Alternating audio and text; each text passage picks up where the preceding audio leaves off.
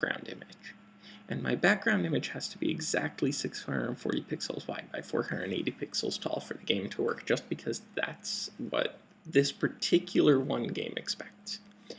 So I'm going to open up a new window in my web browser, and I'm going to go to images.google.com.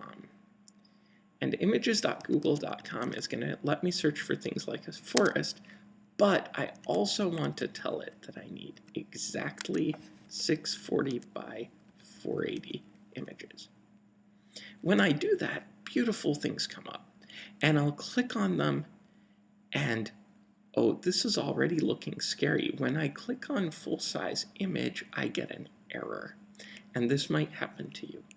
If you do get an error, you have to just click the back button, go back as many times as you need to go up here, because you can't use that image.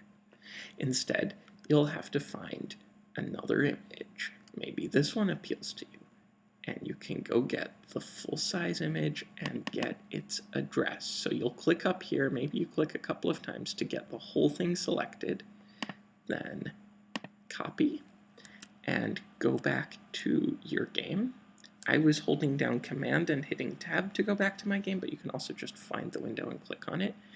And then you want to look for where you define your background, right? So look near the top for define background image URL. So image URL takes an address like that, it's called a URL, and turns it into an image.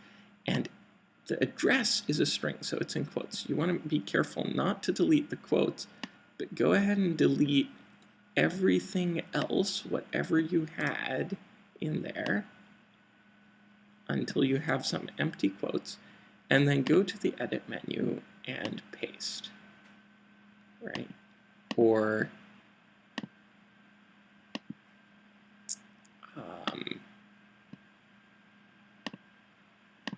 go to the edit menu and paste.